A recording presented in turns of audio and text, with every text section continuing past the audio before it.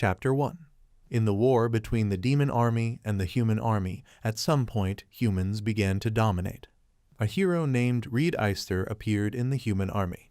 He didn't have the main attribute of a hero in his hand, the holy sword. Hero Reid has been banished. People didn't understand why he didn't pick up the sword. For them to take up a sword is to fulfill the duty of a hero. He was required to use the holy sword, otherwise he would suffer even more pain. He was told that he didn't have the ability to use light magic, so he couldn't hold the holy sword.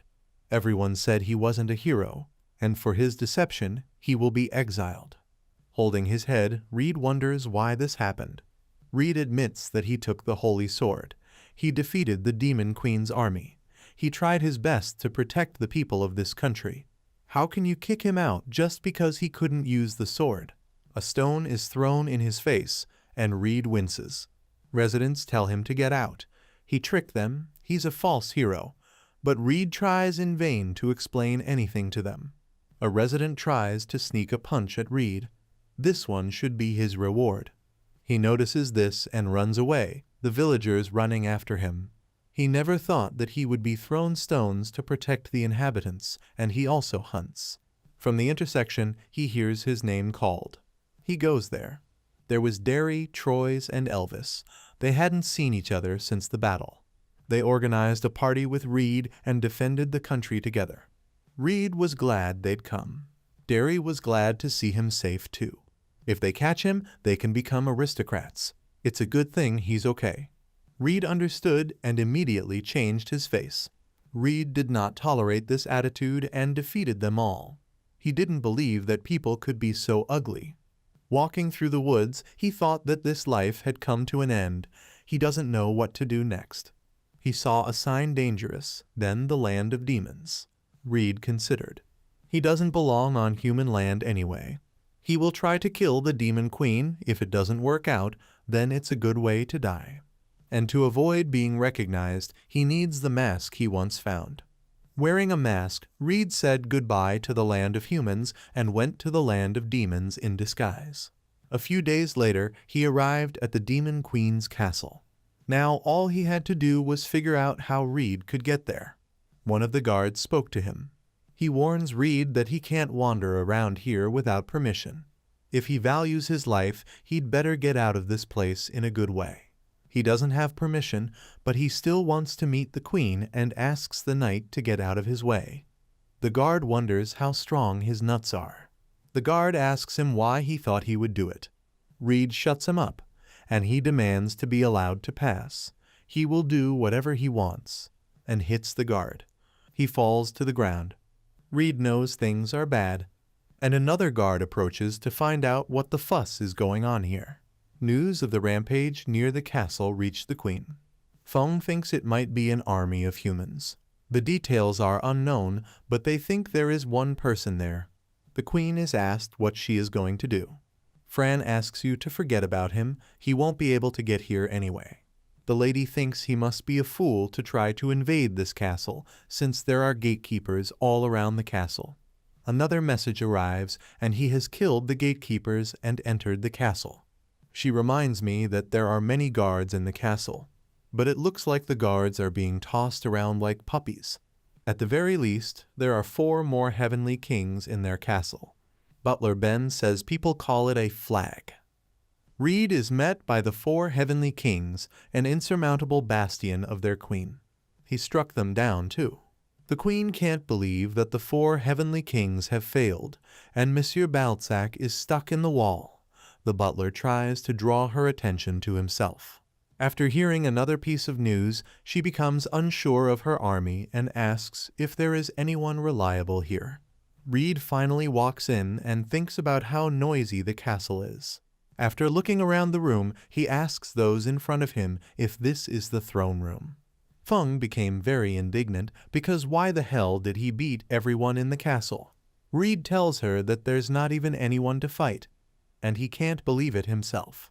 Mistress wants to know how shitty their fight was, so much so that they didn't even impress him with their fight. She still wonders how he was able to defeat all the guards and how the 4 heavenly kings were defeated in the first place. The queen asks him who he is if he could beat them all, and he introduces himself to her as a former hero of the human army. He was expelled because of a small ideological discrepancy. Then Feng wonders what he's doing here.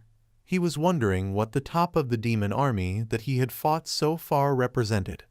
Feng doesn't see this as a reason to break into her castle alone, and besides, he has no place among people. Feng is beginning to resent the fact that he has such superiors. The queen can't understand what's going on. The queen thinks maybe he's mocking her, but judging by the amount of magic, it's true. This guy defeated 4 heavenly kings. Then Feng offers to play a little and pulls out his sword. By acting so brazen and rude, he still wouldn't be able to get out of here alive. The queen attacks Reed. The butler, watching, thinks that he will not be able to stand up to the queen even though he is a former hero. Reed dodged at the last moment, but Feng was sure she had hit him. For him, it was faster than he expected. Feng tells him that this is not all, and she tries again. Reed stabbed him in the stomach. Feng twists from the impact. If she wants to play, then he doesn't mind and gets into a fighting position. She's bleeding from the mouth and wants to say something, but she can't. This time, the lady is serious. She doesn't understand how it's still intact, why the attack doesn't work. He made a film that compresses magic power and can hold a magic sword with his bare hands. The magic sword doesn't work, and Feng doesn't need it now, so he will die from another one. With her Black Sun attack, she smashed an entire castle. Feng thinks that even after this, he will not survive. She had never seen such a blow that damaged her ribs and internal organs. Reed was strong, she could have made a friend. The butler wonders if Feng didn't immediately want to kill him. She comes right up to him to glare at him. She thinks it's presumptuous.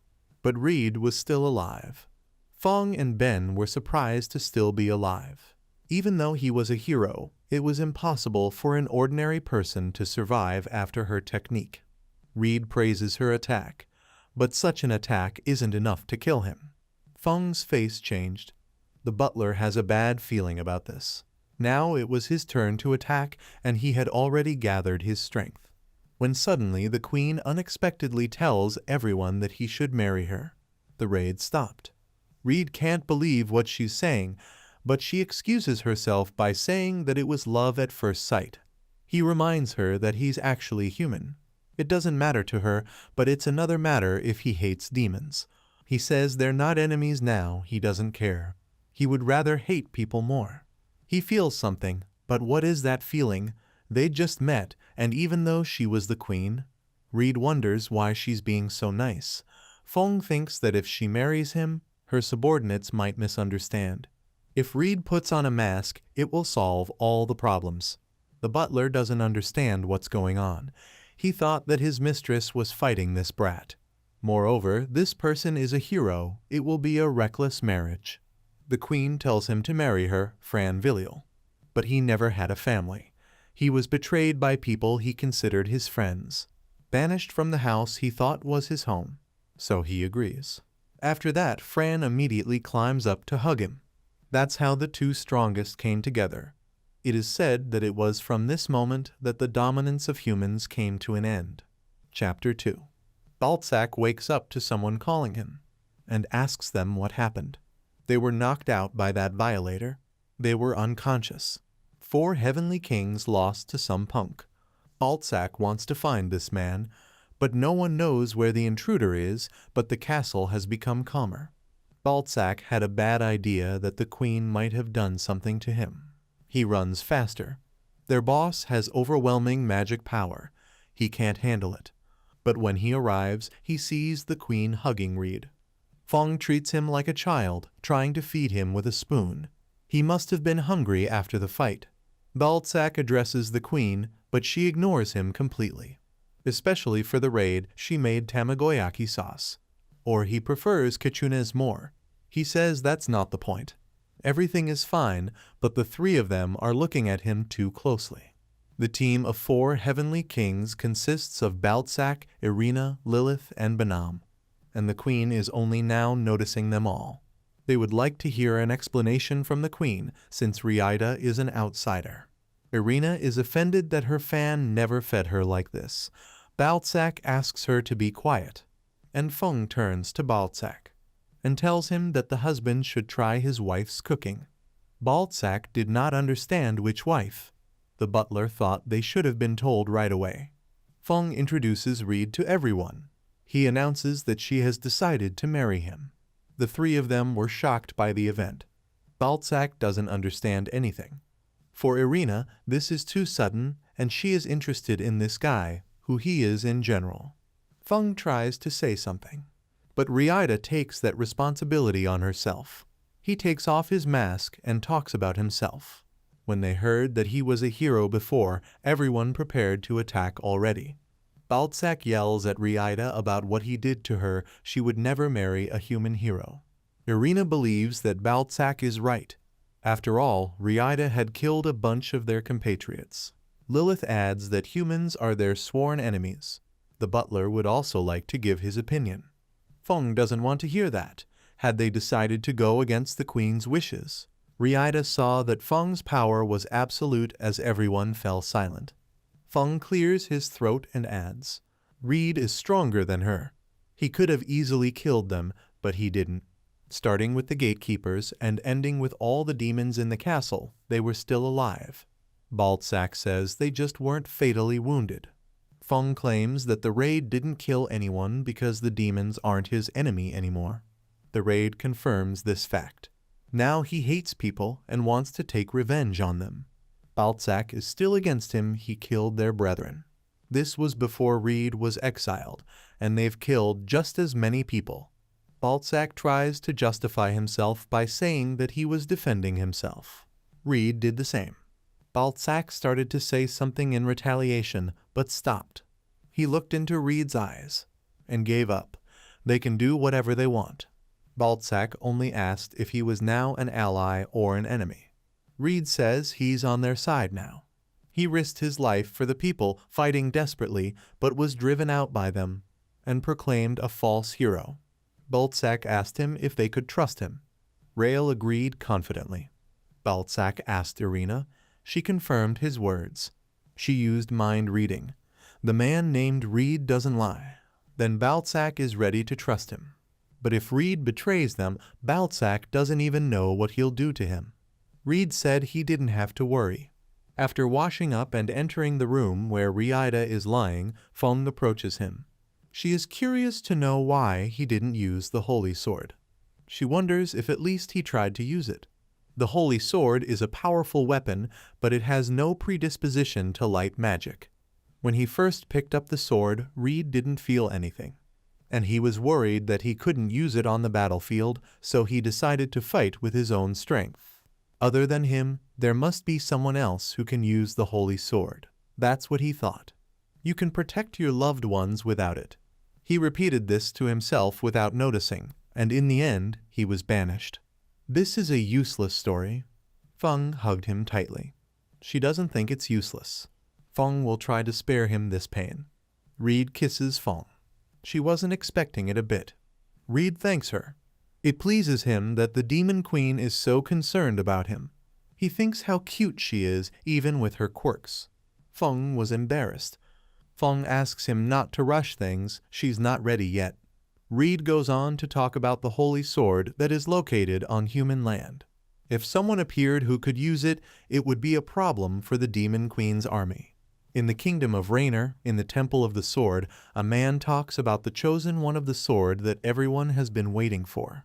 She will be the one who defeats the demon queen, the true Countess of Ruffin.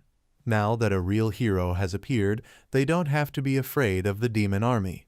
He urges you to go ahead and kill them all. Real heroes will do it with pleasure. In the kingdom of Feng, Irina comes running with an emergency message. A human army of 5,000 soldiers invaded Belilan Fortress. Reid reassures Feng he will deal with them himself. Chapter 3.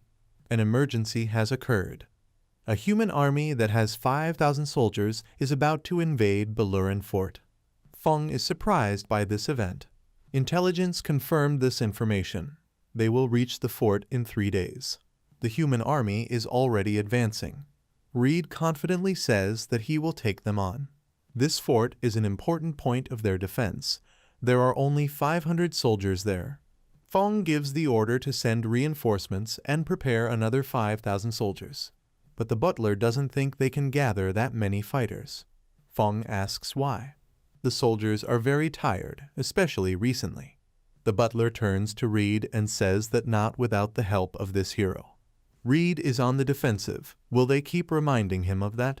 Fong then asks how many fighters can be sent. Of those who are on their feet, about 2,000. Fong is surprised to think that this is even less than half of the enemy's army. And she thought about it.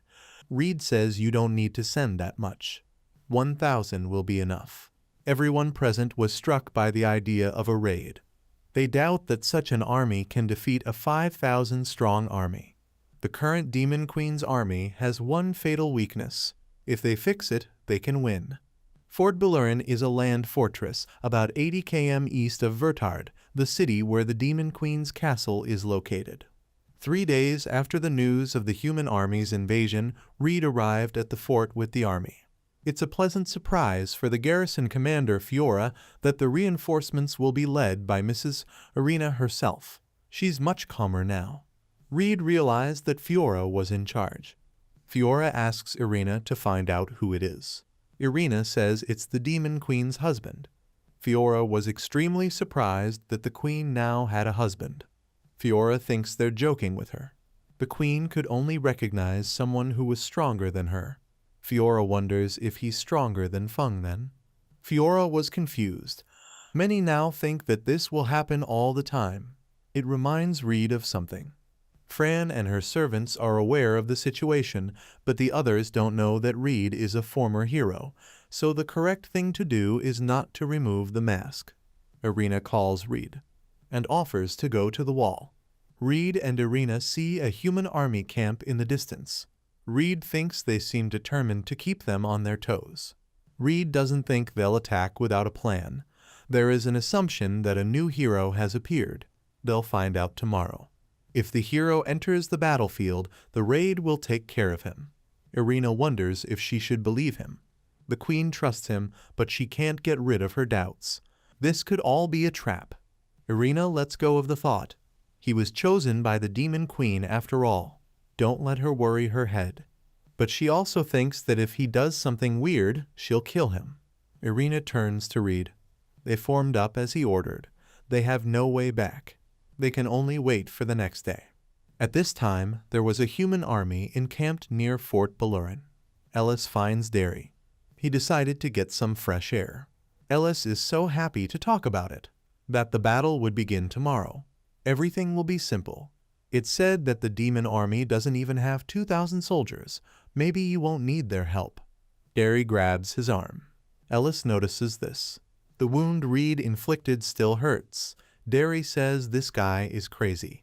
The knight says they set up an ambush, but he still left. Ellis thinks he should have been poisoned. Now they will not soon receive the status of aristocrats. Derry is just wondering what he's going to do to him when he sees him, but before he can think it through, he's interrupted. A new hero arrives, Rafina. Rafina exclaims what happened to his wound. Derry can't say that he screwed up trying to attack Reed. He was still holding his injured arm. Ellis says it's all Reed's fault. After all, he suddenly attacked them. Troyes puts a hand on his shoulder, and Derry flinches in pain. Derry reassures everyone that he's fine. Ellis wants to say something to let the hero know. Reed was their friend, but he didn't want to be a hero anymore and betrayed them. They couldn't attack their comrade, so he took advantage of it and beat them up. Derry didn't even raise a hand to harm him. Rufina says with regret that what a despicable former hero betrayed his friends. They must have been in a lot of pain. And she makes a promise that she will defeat this scumbag. Derry sighs and thinks what a sucker she is. But first, they need to win tomorrow's battle, and offers them to cut without hesitation. And they agree with her. Dawn came.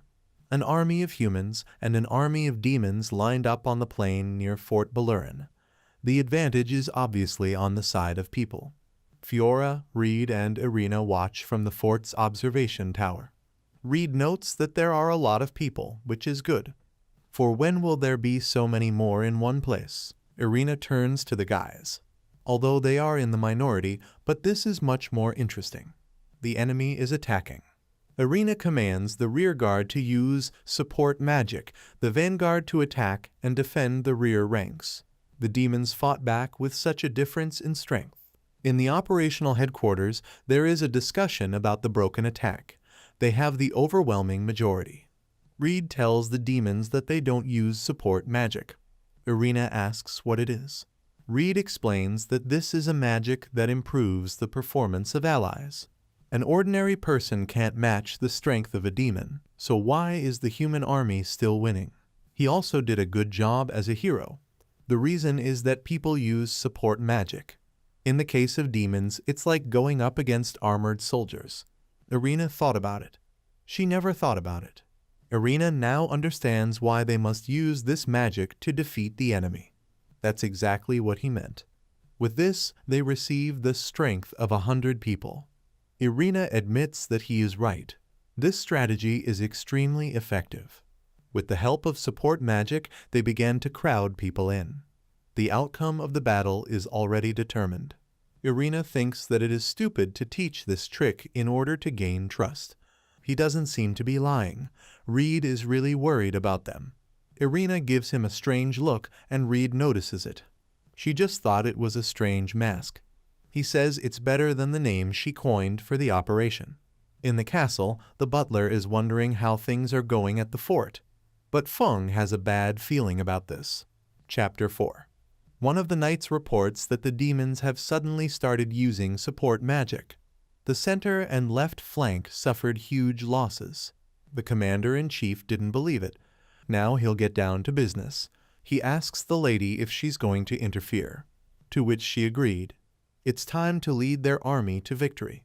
The Demon Queen's army swept away the enemies with support magic.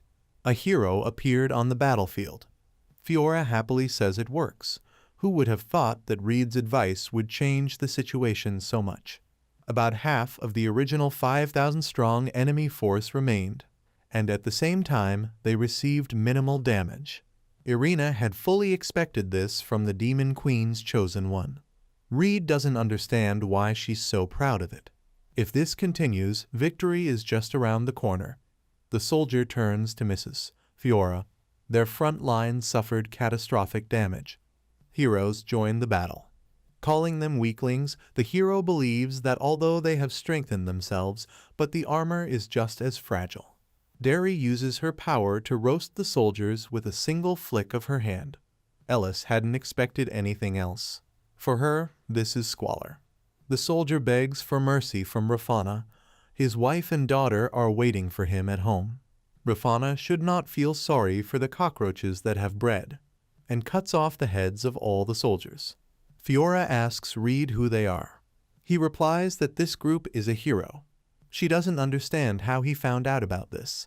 It's just a hero swinging a holy sword. A blade blessed by the gods and with the power to purify demons. A wounded demon cannot be cured. It's easier to finish him off so he doesn't have to suffer. Fiora is surprised by the holy sword. She wonders how he knows that. He says the earth is full of rumors. She had heard that the hero fights with his fists, not with a sword. Reed, avoiding suspicion, says that rather he was exiled and a new hero was chosen. In any case, Rafana is a hero, and she has a holy sword. The demons here are too much for her. Reed takes the sword from one of the soldiers who wants it back. The raid will deal with the hero while the army focuses on defense. The demons began to retreat. Ellis just got a taste of it. Derry realized that they were using magic. But there was another question who taught them this, and I think Derry guessed it. The heroes see a masked Reed in front of them, not yet realizing that it is him. Reida appears to them like a noir. The characters do not understand who Noir is and whether he worked on it.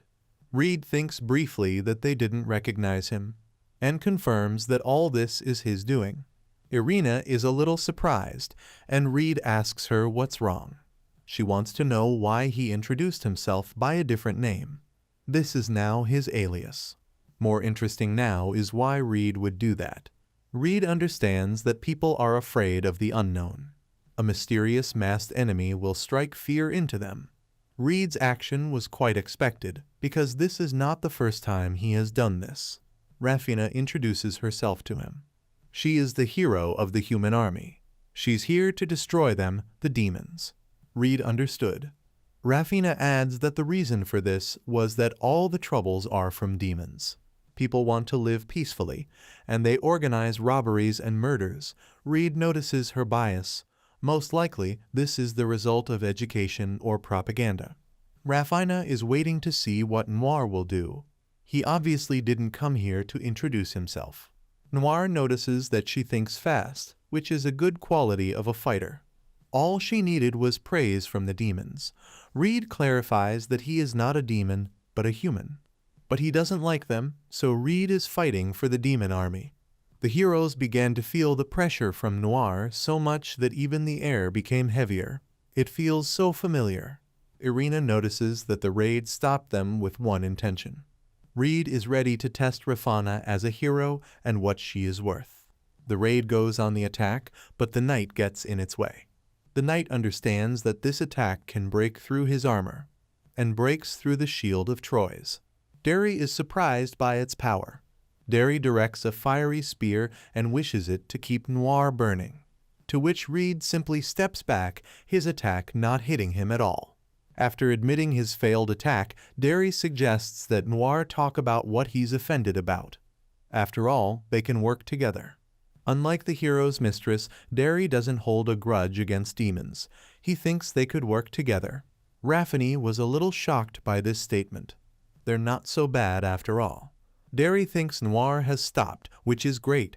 He fired 2 spears.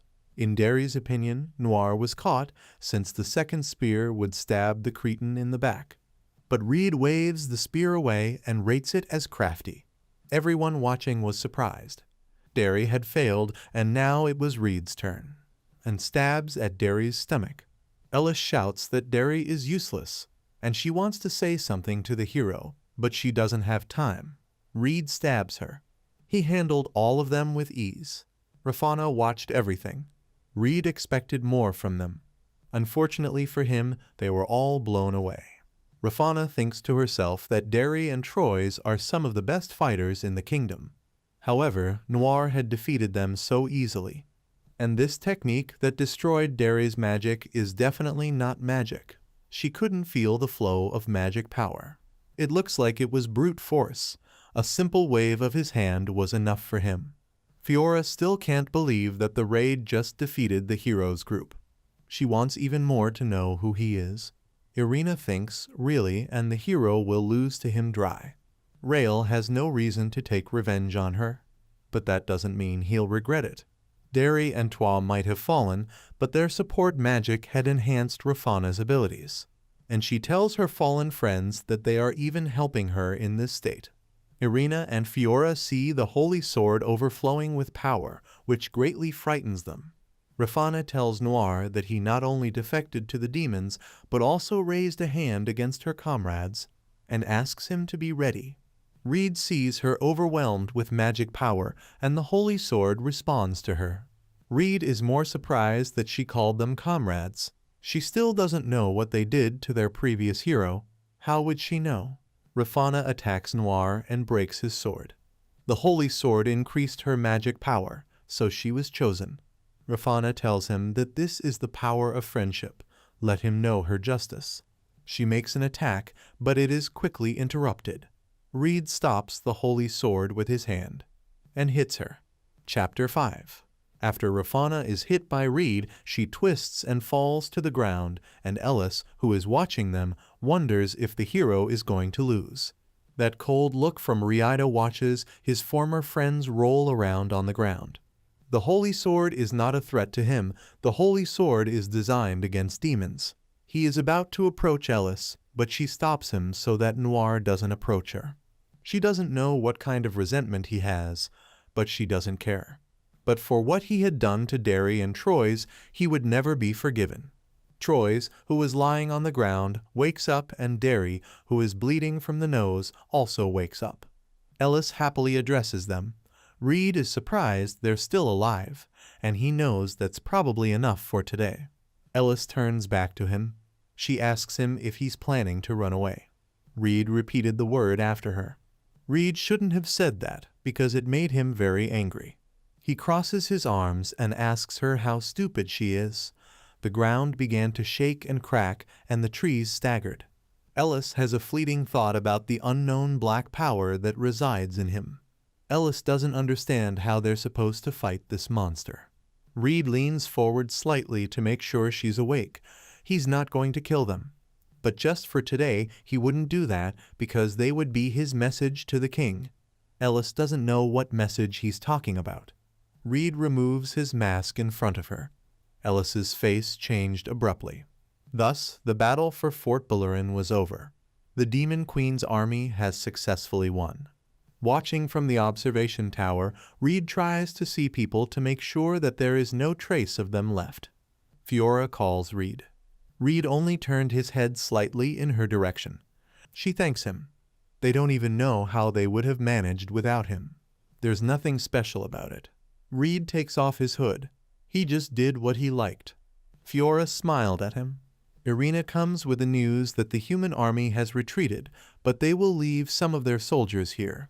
Fiora must have thought to strengthen her defenses. All right, Irina says there won't be very many of them. They must be prepared to defend other places, and he apologizes to Fiora. There's nothing wrong with that. Let Fiora handle it now. Fiora walked over to her subordinates, leaving them alone. Reed will find out how long they've known each other. Irina says that they have known each other since the time when she was just learning to command. Despite her crazy plans, Fiora always followed her. Irina thanks him for defending Fort Bullrun. Looking at her, he tells her that it's not worth it. Reed did it for fun. He wanted to see the strength of the new hero. He notices that this hero has a lot to grow. Right now, he wasn't impressed at all. In the castle, Feng sits on the throne. The Demon Queen praises Irina for doing a good job. But Irina refuses compliments. In fact, such praise was earned by Reed. Feng is a little surprised. Irina was convinced of this personally. In truth, he's even stronger than she imagined. Feng be proud of her husband. Basically what you'd expect from a raid. They add that he allowed the hero's defeated squad to leave the battlefield. Then the lady turned to Reed why this happened. Reed just didn't want to kill them quickly. It's too easy for him. First you need to destroy all their trump cards so that they lose hope and sink into despair, and then he will kill them. Feng understands. Then she wonders why he didn't kill at least the hero. He didn't have a grudge against the hero, so he didn't kill her, but if necessary, he will do it immediately. Feng won't mind if it suits him. The mistress turned her gaze to Irina and turned to her. Feng knew with a menacing glare that nothing had happened between them. Irina gets scared and asks clarifying questions about what she means by nothing happened. Feng is talking about the same thing with the raid at Fort Bullrun. Feng doesn't want Irina and Fiora to pull horns while imagining them seducing her husband. Irina thinks that the mistress already has horns. Irina answers, why would she suddenly do such a thing, even more frightening the lady? The queen roughly explains the situation that could have happened there. Maybe they were drinking at Fort Bullrun, and then their hands accidentally touched. When Reed had dealt with his enemies with stunning speed, she had begun to look at him as a man. But Irina denies this. He saved the Demon Queen's army and all, so she really started to see him in a different light. Feng couldn't make out what she said. Great then. He asks again if there was anything between them. If Riedic had cheated on her, she would probably have crucified her and Fiora out of anger. Reed now realizes that he is working for the devil. She approaches her husband and tells him that waiting for the person you love makes you worry. She's glad he's okay. Reed takes off his mask. He also wanted to get home as soon as possible. The lady jumps into his arms, and the bedroom drags him along. He will tell you in detail what happened during these few days, but Reed was a little tired. Irina, looking at what was happening, wondered if everything would be all right with him. In the Rainer kingdom, news reaches the king. Noir had routed their squad, so they were forced to retreat. It seems that he holds a strong grudge against people. Rafana sensed his hatred. This guy also sent a message to the king through Ellis. This message said that despair was coming. The king thinks this word means, the audience is discussing Noir, a man who is on the side of the demons.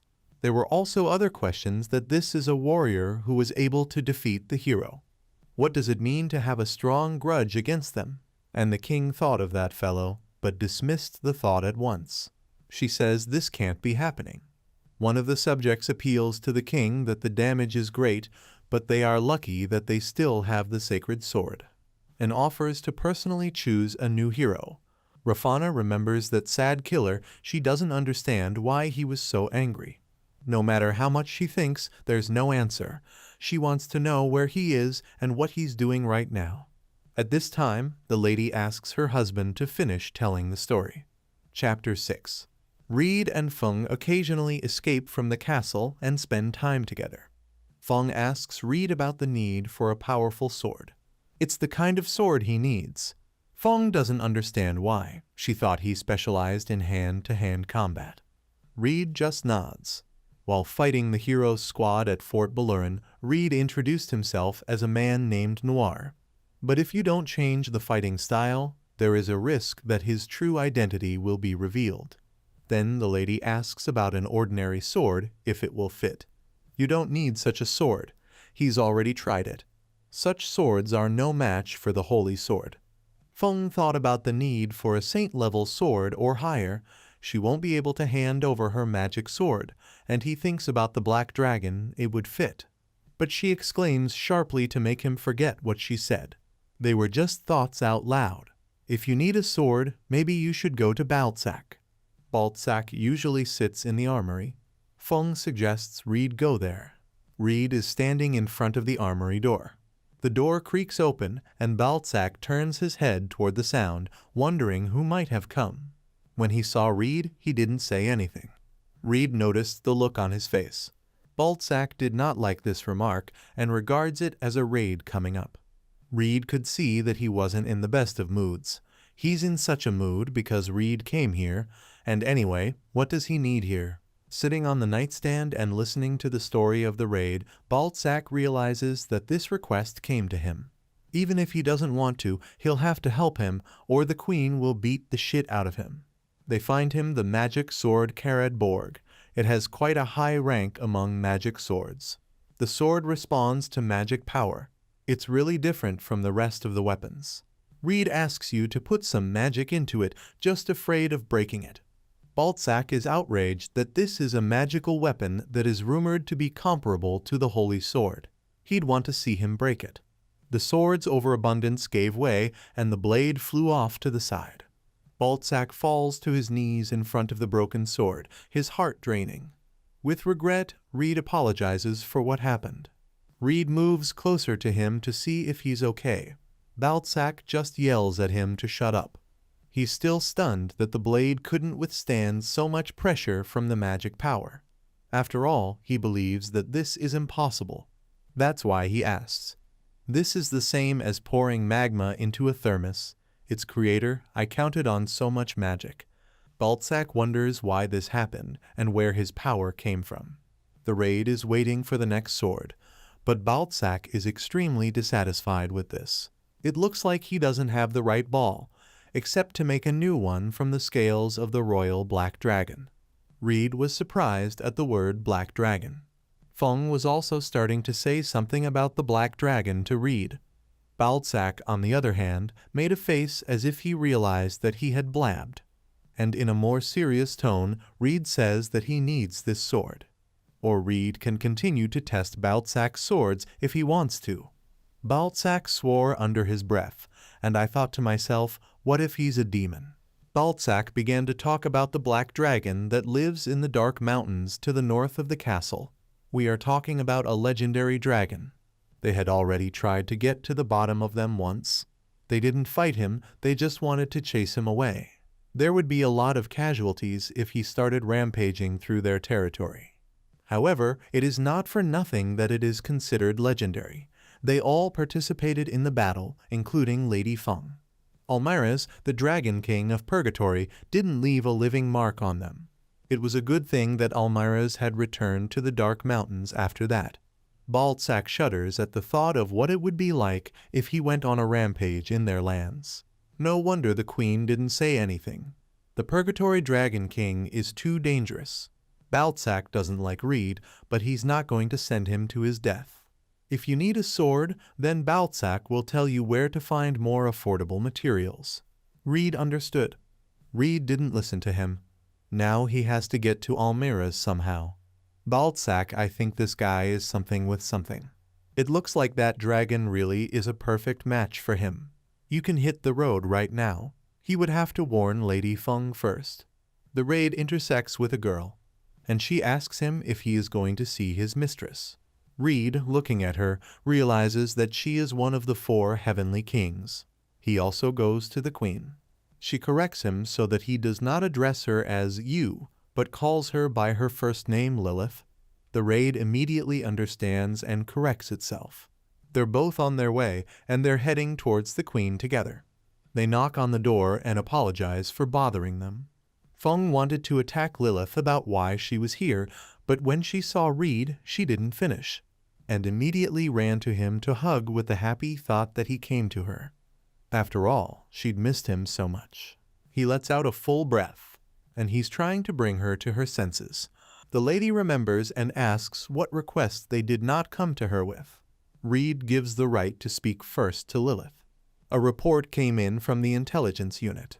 Despite the defeat, people seem to be strengthening their strength again. They would like to take advantage of this opportunity, but they themselves have lost a lot of strength. The lady suggests that we also do some strengthening. Let Lilith tell everyone so. And now he wants to listen to Riedic. He'd like to go somewhere for a little while. She looks at him questioningly.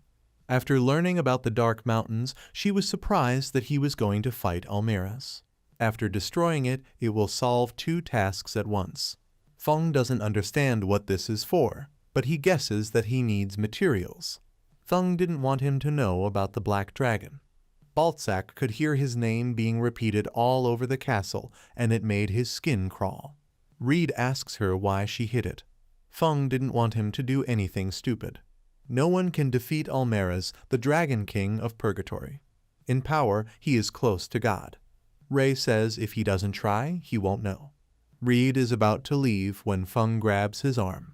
He shouldn't go there. There will be other materials for the sword. Feng suggests that he think again. This opponent is too tough for even him. Reed was so fixated on it. When the Dragon King descended from the Dark Mountains, Feng was one of the ones who was defeated. And all these memories are revealed to the lady. He'll just pay him back for his wife. That's his responsibility.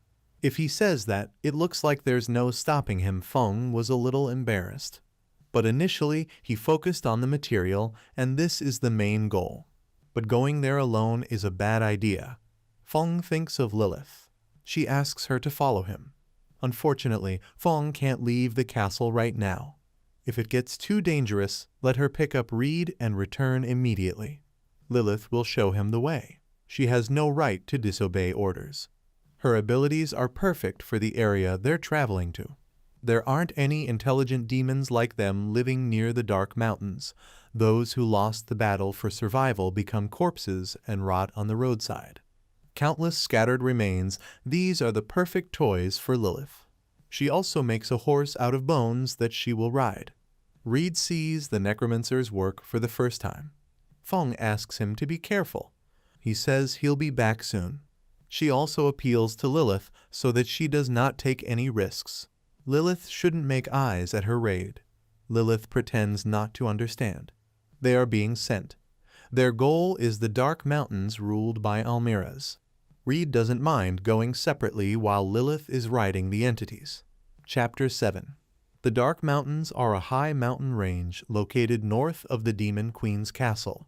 Only a few demons were able to approach the foot of the Dark Mountain peak. According to legend, Almirez lives there. It had been a long time since they left the castle. Reed began to doubt their path. But Lilith is sure because she has been to the foothills of the dark mountains several times. There grows a rare flower that blooms once every 20 years. Reed can't believe she's been there several times for the sake of a flower that blooms once every 20 years. Lilith explained that demons live quite a bit longer, some reaching thousands of years of age. She is now 120 years old. Reed was surprised by her age, so Feng must be even older. Despite her age, she looks so young. By human standards, she is about 14 years old, and the behavior is appropriate. Lilith sees that he is thinking about something roughly. She guessed this from her own experience. The journey usually takes 2 weeks, but even if you take short breaks, it is at least 10 days. That's longer than Reed thought. A rabid rabbit pounces on Reed, but he does a roundhouse kick. Lilith says the sun will rise soon. They need to set up camp. Reed is thinking about security. It will put up a barrier against humans and beasts, and you can sleep in peace. Reed hopes that it won't affect her in any way because she will spend her magic power. Lilith realizes that he seems to see her as a child. She asks us not to forget that she is one of the heavenly kings. And even though she's a necromancer, she can easily overcome a normal barrier. Reed apologizes to her and leaves protection on it. Lilith agrees with him and promises that everything will be fine. Reed doesn't stop thinking that she's a child even in appearance. Reed is tired and offers to eat. He was so tired of walking. She asks him if he is tired. He says he's a little tired. It's good to have Lilith with him.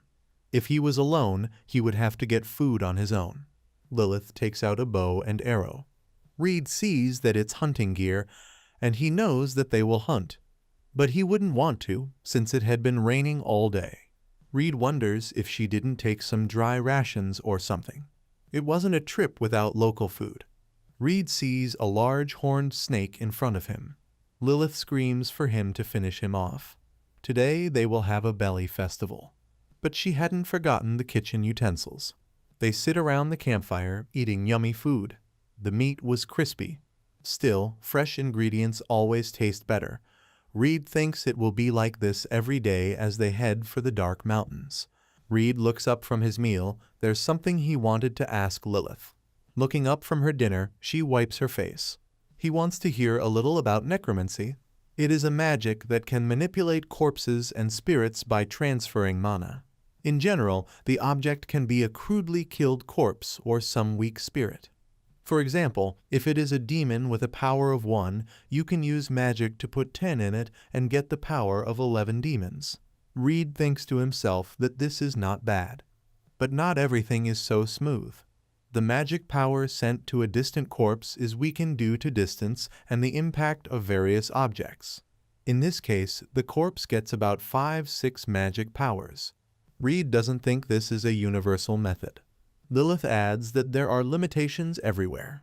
Reed asks her if adding magic to the original power input will make the undead even stronger.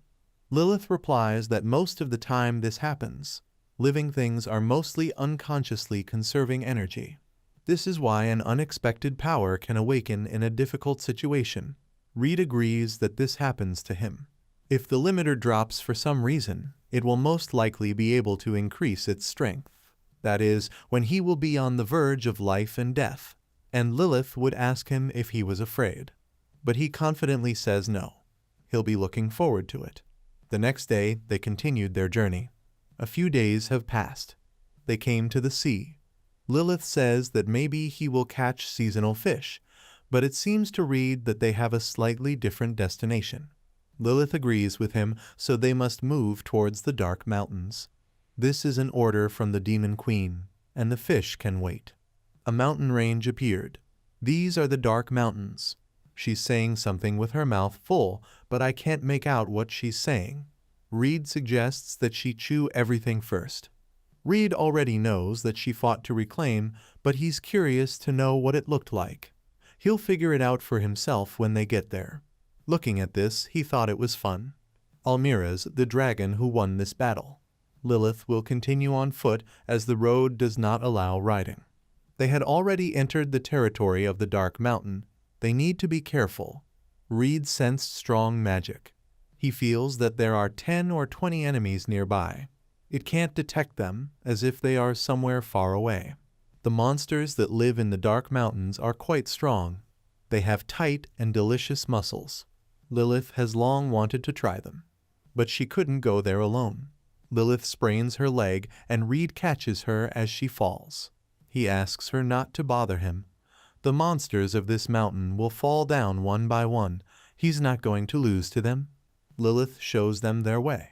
However, when they climbed the Dark Mountains, the number of attacks didn't increase, rather the opposite.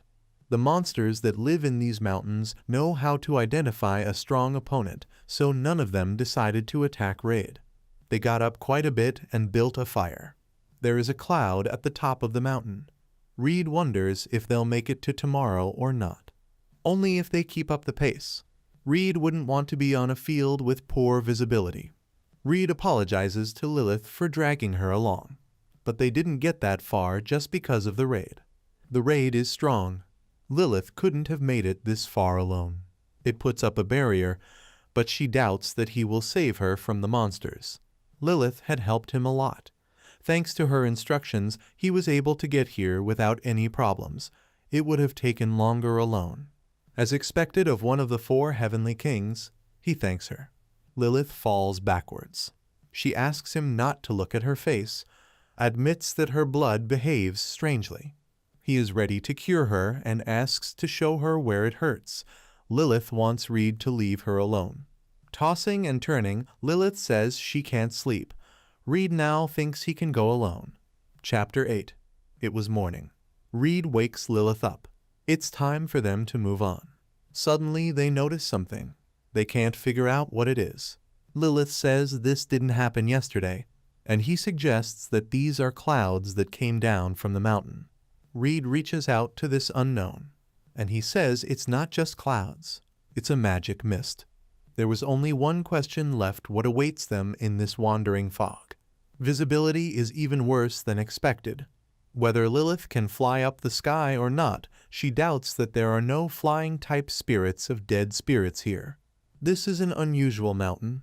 Who knows what kind of monsters live here? It will be difficult to move if they are attacked in the sky.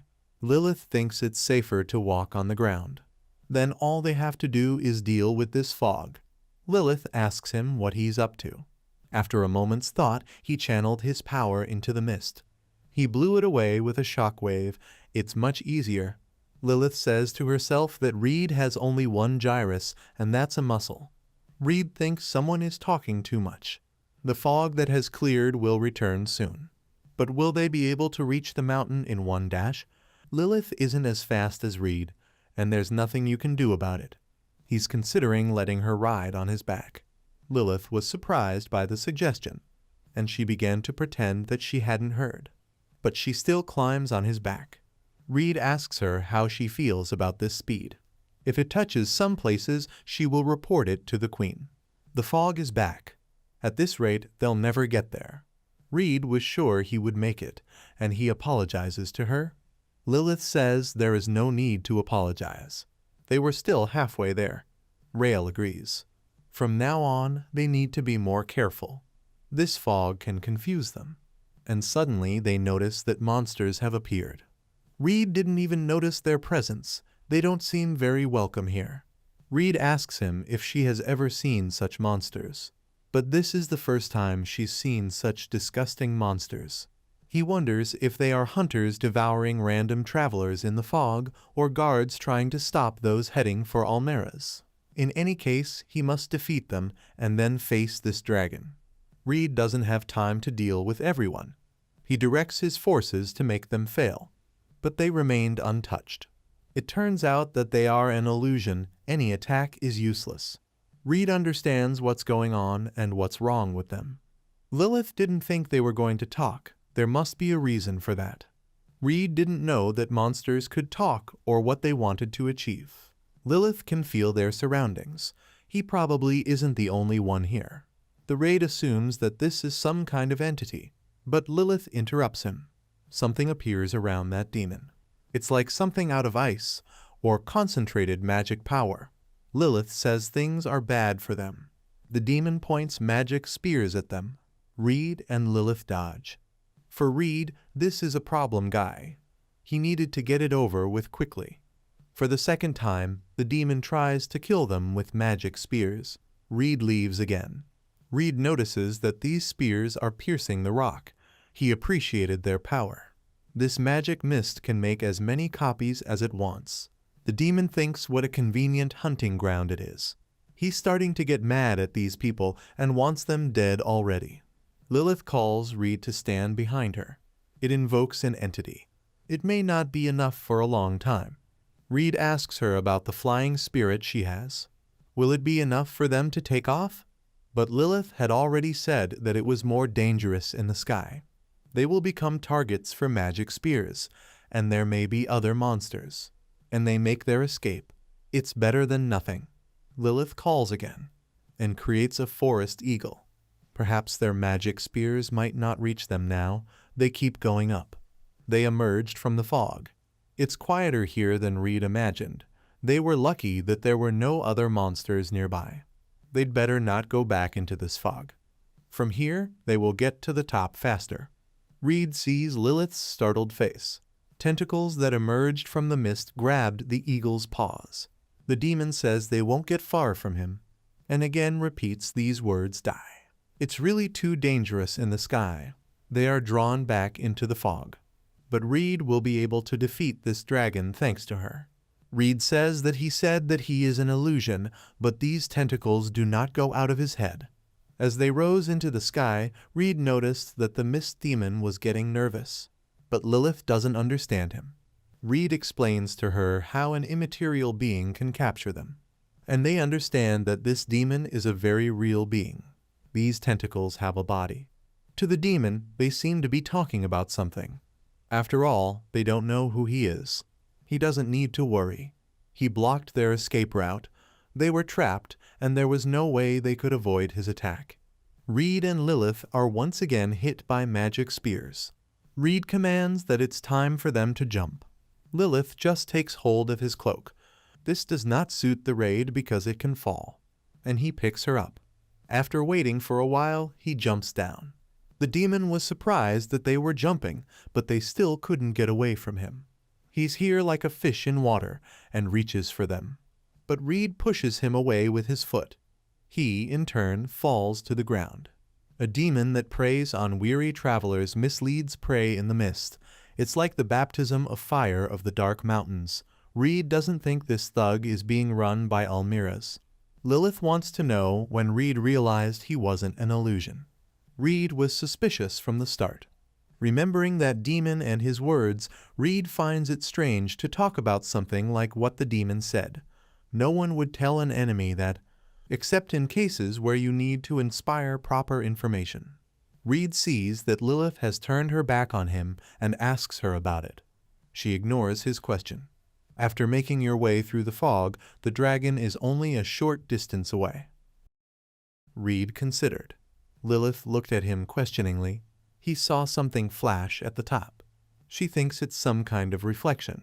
It might be an inhabitant of Almira's. Reed saw Lilith's strange outfit. It was her winter uniform. She put it on because it's cold at the top. She took it out using storage magic. Reed was surprised. He thinks it's convenient. Lilith tells him that if they run into Almira's, they won't be able to leave. Is he sure, since this is their last chance to turn back? Lilith has nothing to worry about. He won't lose. She calls it off, and they see a fireball in front of them. Reed tries to decide what to do. There's no way to jump back, and there's also Lilith. He won't make it in time, and stops the fireball with its power. As he thought, it wasn't just a simple flame. It contains a huge amount of magical power. This means that the raid can repel it with its magic. Lilith shouts for him to pay attention. He is surprised that the demon was able to resist his attack. The dragon presses Reed to the ground with its big paw, and he says who he is. Lilith is terrified when she sees the Purgatory Dragon King. Reed wonders now if all monsters can talk. The dragon sees in front of him a man and a girl who is a demon. Reed, lying under his paw, grunts and agrees with him. The dragon appears before him. He is the ruler of the Dark Mountains, and he is interested in who this person is. Lilith watches as Reed is pinned to the ground. How can that be if he has defeated the queen? Reed thinks it's a rude move, and it also appears. He says that the dragon has already met his wife, the demon queen. The dragon thought for a moment, but he pretended not to care. Almirez started to say what a boring woman Feng was if she sent him in her place. How did she call herself the demon queen? The dragon lifts up, freeing Reed. He sensed a murderous intent from this guy. The raid is here for a different reason. Although he doesn't mind taking revenge for his wife, he is also looking for new materials for the sword. He apologizes, but he needs a piece of his hide. Almirez is interested. What Reed can do with these little hands. They won't leave a scratch on his body. Reed reassures him that this weapon is enough for him, and the raid takes to the sky. The dragon calls him a fool because the dragon always wins in the sky. Many magic circles appear before the raid. Each one of them flashes a bright light and shoots out a raid. A violent explosion scares Lilith. She's worried about Reed. But Reed underestimated him until the moment when the dragon turned the magic circles. The dragon praises him for holding up well, but it's time for them to finish, and Almirez creates a fireball. Lilith wonders what kind of battle this is. They can sweep away the Dark Mountains, but still Almirez is winning so far. If this continues, the raid may lose. In the Demon Queen's castle, everyone shuddered. Even Feng sensed it. A huge flood of magical power shook the castle. Irina says that, given the distance and direction, it is most likely happening in the Dark Mountains. The clash of magical forces continues. They realize that the former hero and the Purgatory Dragon King have met. It started. The strength of all those he has fought so far is incomparable to that of the Dragon King. Banam wonders if the raid will be able to return safely. Feng begins to worry about Reed. Reed and the dragon continue to fight. The dragon can sense the man's magical power. This is far beyond what should be in an ordinary person. The dragon thinks it's time to finish him off before it's too late. But Reed still misses a hit. The dragon happily thinks that he's finally caught, and it creates a blue-black sun. Reed is stunned that it's so big, and this is despite the super-compressed magic power. And Reed just grins. Almirez is a tough nut to crack. They say that dragons are the closest thing to God. For a dragon, this is an amazing person who tries to resist a devastating blow, but all efforts are in vain. This fireball gradually engulfs Reed. The torn raid mask drops. The dragon is proud of itself. Lilith thinks she will tell the queen if he dies. She hadn't come here to watch him die. Reed considered. That's right, Feng will be upset if he finds out about his death. And her crying image appears in front of him. He won't let that happen. He can't die. Watching a cloud of black smoke hang in the sky, Lilith kneels down and only whispers his name. The dragon speaks to her, the demon girl. He advises that it is better for her to return home while she has the opportunity, while he gives her a chance. And Reed is dead. She doesn't believe he's dead. I'm pretty sure he's alive. Lilith sobs and begins to doubt her words. The dragon considered. Reed wouldn't have been able to survive such a serious blow, but he forced him to do it. The dragon sadly says that he will never forget his name. But before he can finish speaking, something appears in front of him. Reed survived the blow. Chapter 10. He had already talked to Lilith about it during the journey. It is considered that if you reach the limit of strength, then there is a chance to go beyond it. The dragon was surprised that the raid was still alive. He doesn't understand how this is possible if he used true breath. That's only because Reed isn't going to die, and proudly declares it. Almirez didn't think he would have to take it seriously. Then let him try to get his reward. This is their last battle. Is the dragon also ready to find out which of them is stronger? And the raid attacks him. Reed didn't have to ask about it, and the dragon asks Reed's opinion on how he feels about this continuous barrage. Let him be proud that he made the dragon reach its limit.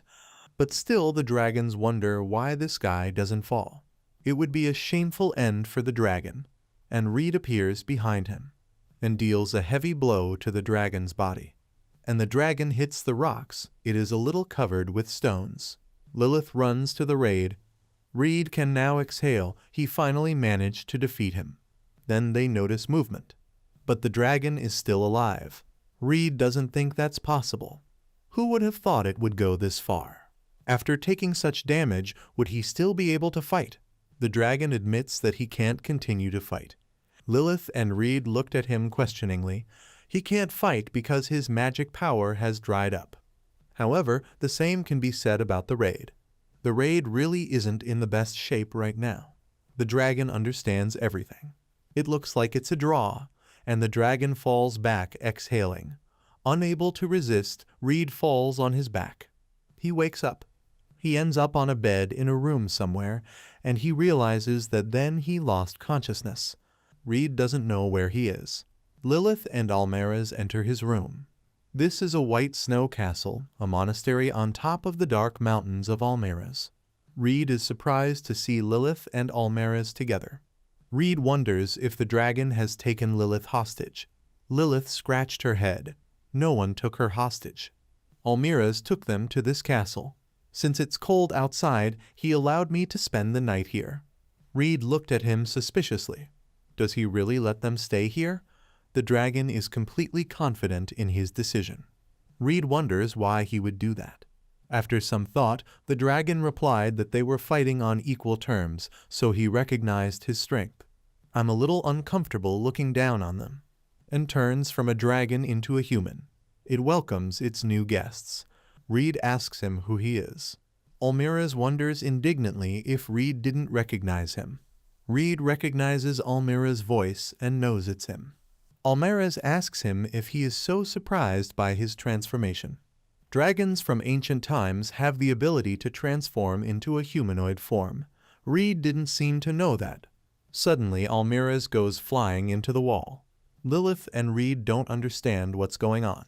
They turn to see what has happened to Almaraz. He was pinned to the wall by the impact. They saw a woman standing in front of them. They don't know if she's an enemy or a friend. She turns to Almaraz, calling him a brute. He left, saying it was getting too noisy outside and he was sneaking around here. Lilith assumes it's another dragon. Reed doesn't know which question to start with. Almaraz apologized to her. He was dealing with these two. It's only now that she notices they have company, and she introduces herself to them. She is Warspite, the white dragon consort of Almaraz. Almaraz looks at them, waiting for their assessment of his beautiful wife. If Reed is already in love with her, Almaraz won't give her up. Almaraz admits that in anger, she is very scary. Reed begins to doubt that Almaraz is the strongest dragon. A little girl appears from the doorway. She asks her mother what kind of people they are. Almaraz thinks she's just in time. This is his daughter, Mylisha. But Reed is interested in one question, whether the child can also turn into a dragon. Almaraz says that children also have the ability to transform and asks not to offend her.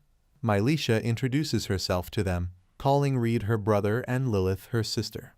Lilith is surprised to be called sis. She looks away, and Reed doesn't understand what's happening to her. Reed thinks she likes Lilith, but she suddenly hugs him. Mylisha seemed to like the raid better. Apparently, he was born to attract strange personalities. They follow the Almaraz family down the corridor. Reed turns to Lilith. He asks her what's wrong with her. She was thinking back to today's battle. This battle looked like a life and death battle, and now they are walking around the enemy's castle. Still, she's glad Reed isn't dead. Reed looked at her. He admits that he was once ready to die. When he was stripped of his hero status and kicked out of the country, he went to the Demon Queen's castle, hoping that he could die there. But while dispelling Almaraz's technique, he was already thinking that he couldn't die here. It's so weird, but now his mind is on Fran. Lilith thinks he's just changed. It hadn't been long since Reed had taken up residence in the Demon Queen's castle. He met the Demon Queen and them. By lifting the weight from his soul, even if only a little, he was already saved. His savior was Mrs. Fran. He admits that she is right. Almira's now offers to have dinner. They all sit down together at a large table filled with food. Lilith, as usual, takes up the meat. Almira's learns that Reed is a former hero. Mylisha asks who the hero is. This is the strongest man with the holy ball. As a result of the raid, they were expelled. Mylisha asks a question Reed is even stronger than Dad. Almira's, not wanting to be humiliated, says that Daddy is 100 million times stronger. Mylisha looks at Reed to confirm his words, but Reed says he's stronger. Almira's asks Reed to watch his mouth. Reed isn't going to cheat on the kid. Lilith is curious to know how such a magnificent castle was built. Almira's praises her as a demonic lowly. This castle was built long ago by humans. Reed wonders if the dragon is still cooperating with humans. That was 200 years ago. That man also called himself a hero. Almira's remembers those times with nostalgia. Chapter 11. The reason why Reed was exiled just because he didn't use the holy sword. At the table, they started talking about the holy ball. Almira's nods. The nature of this gun is a curse. Lilith and Reed listen in surprise. They don't understand what a curse means. And Almira's will tell them something. The history of the holy sword. Meanwhile, Mylisha and Mama go about their business. A long time ago, in an era when a much more advanced civilization flourished than now, the development of magical weapons in the land of humans was far advanced. It was around this time that the cursed Evansal sword was created. It was distinguished by two main features. One of them was that the sword's magic increased by absorbing the demon's blood. Reed thought about strengthening his sword. The other was the sword itself. He inspired people with his will. Reed doesn't know what he means by that. His magical power is able to control people's hearts. Evansal exudes a weak magical power that awakens the surrounding people to kill demons. This means that the sword can kill demons, and its magic power grows at the expense of their blood. There was no end to it. After passing through many hands, it ended up falling to the rulers of the human country.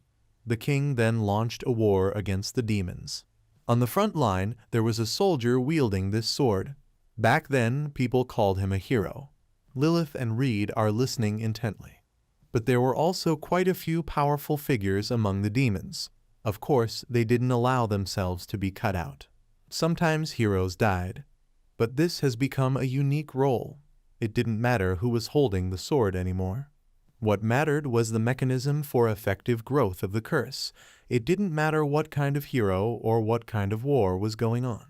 When a hero died, a new one took his place. When one war ended, another began. All this was only necessary for the growth of the sword.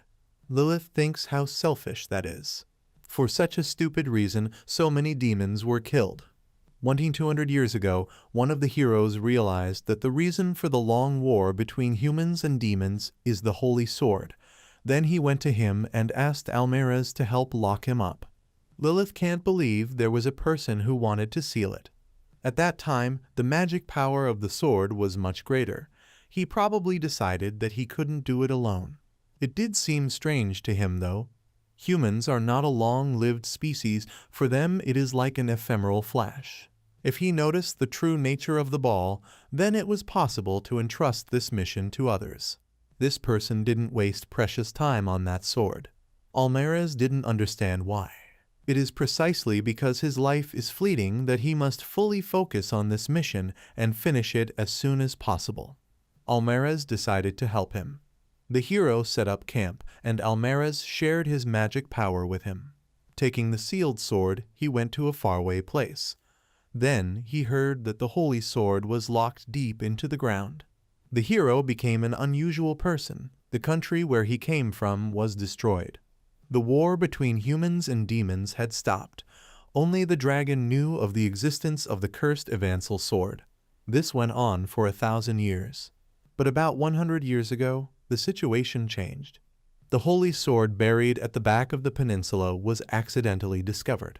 He was still in the sealed stone, though. But the seeping magic power was enough to capture people's hearts. A temple was built around the sword.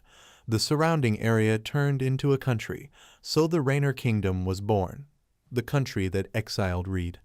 But running a country requires an ideology or goal. Thus, the holy sword blessed by the gods appeared, and then it's not hard to guess. Time passed. When the Rainer king had accumulated enough strength, he invaded the nearby demon territory to resaturate this sword. Lilith had already caught that time. As part of the 4 heavenly kings, she encountered an invading army. All of them, including the queen, were surprised. At that time, the demon queen's army wasn't hostile towards the Rainer kingdom. But if it's all about the sword, then that explains their abrupt change of policy. When the war started, there was no hero in the human army. From the looks of it, they haven't found a suitable hero yet. It was probably hard to find a person who could break the seal. The same dragon job. So for a while, the war went on without the use of a lightsaber. But at a certain point, someone appeared who was able to break the seal. And then an unexpected event occurred. The new hero's magic power was so great that the holy sword couldn't affect him. However, this man was still called a hero, even though he fought hand to hand. Naturally, he's talking about the former hero Reed. Reed is beginning to understand where these oddities come from. This explains the zealous fanaticism of the country's top leadership.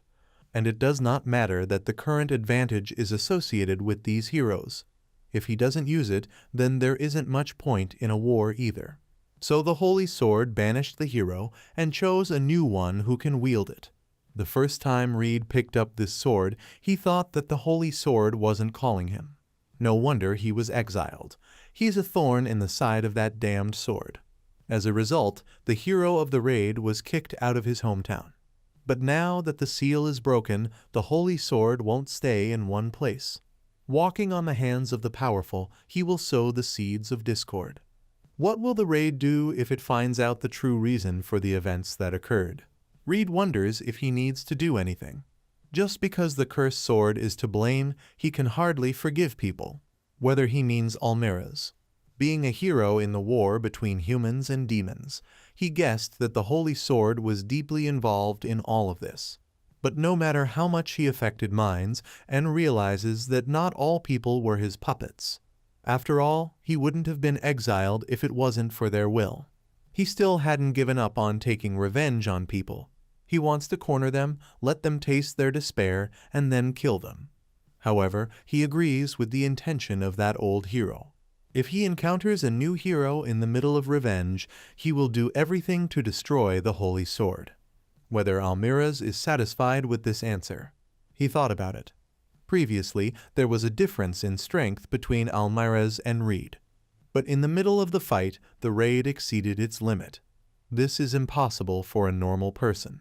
The truth is that 1,200 years ago, they tried to destroy this curse. However, all Almira's was able to do was seal it. Perhaps Reed will be the one who will finish this job. This castle was built by the magic of that hero, as a token of gratitude. Reed admits that the guy is not a bad guy. Chapter 12. The entire castle sounds like the raid is back. Feng runs towards him swiftly. When she saw him, she was very happy. Now the raid is home. Bonhomme says the raid is taking on too much. Irina says what an egotist Reed is. The demon queen was very worried. Reed sees that the demon castle hasn't changed. Feng waited for him to return, staring at him intently. Feng praises Lilith for looking after the raid. Feng had a strange feeling that he had become stronger. He says a lot of things happened, as expected of her husband. Now she's curious about the name of the Purgatory Dragon King.